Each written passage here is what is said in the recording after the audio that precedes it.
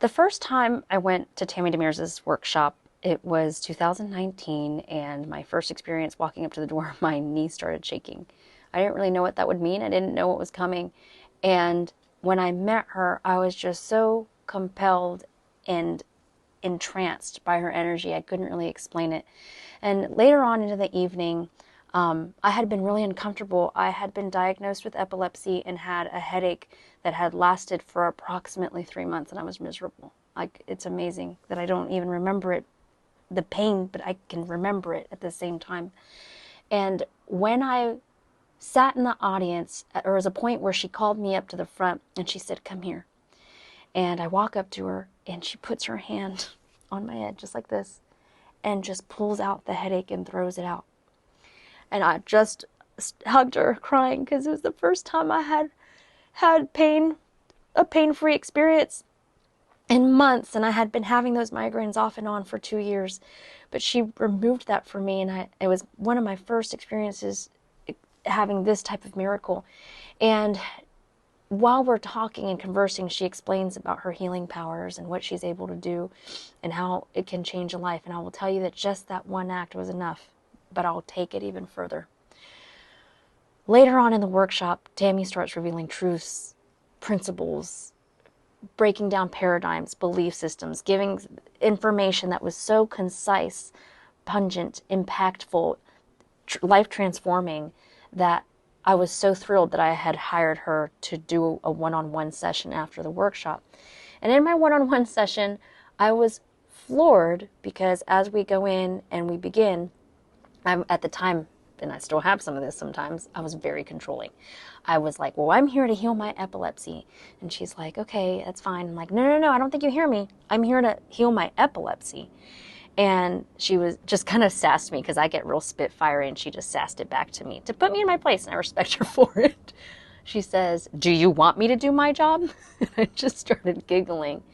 And the very first thing that she transitions to is, "Well, I'm hearing we have to sedate you." I'm like, "What does that even mean?" Well, what was happening at the time is my frenetic energy and my overthinking and my, limitless anxiety at that time was just taking over. And I suddenly feel her touch my head. She calms me down and she's like, "Okay, I'm going to scan you really quickly." And she starts to scan me and she gets to my hip. And when she gets to my hip, guys, this is wild. She says, "What's going on here?" And I say, "Oh, well, I have a hip injury that didn't heal correctly." And she prompts me again, "Well, why don't you tell me what really happened here?" I'm like, "Well, I had a hip injury and I didn't get it to the hospital in time, and it didn't heal correctly." So then she basically transitions into, "Let me tell you what happened." And she starts her crazy abilities to remote view things with such accuracy.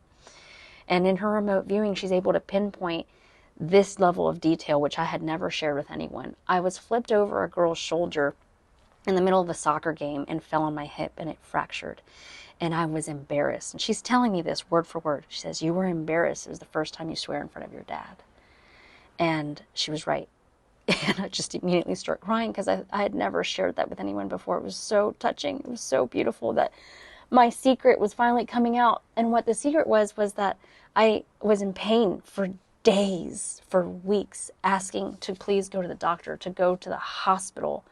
And it was so hard for me to walk. I was, at the time I was 15, I was trying to get from place to place. This was 20 years later, trying to travel from class to class, and I was just in agonizing pain. And finally, my mom does bring me to the doctor, and my hip was broken.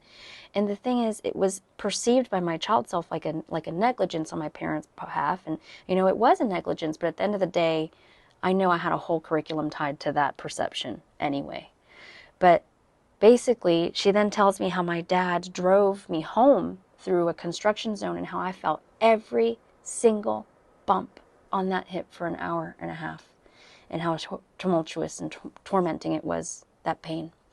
So I can see where areas and basically patterns would get addicted to pain as results of these types of experiences as a child. And so, long story short, she says, "Would you like to heal this today?"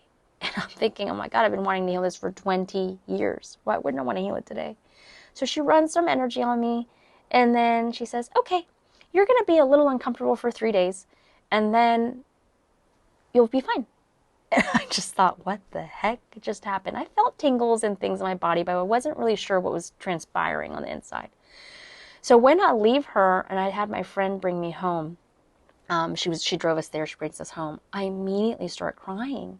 And I couldn't understand how commanding Tammy's presence was, how healing it was, just the presence, that I would cry when we leave her.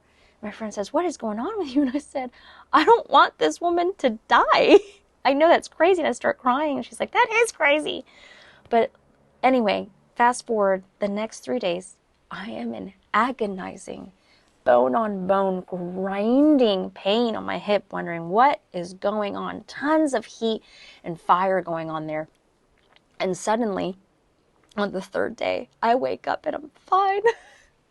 And I could walk, I could run, I could have sex normally, I could do all of these things normally that I had been frustrated with and in pain with for 20 years. So anyway, friends, this is my testimonial.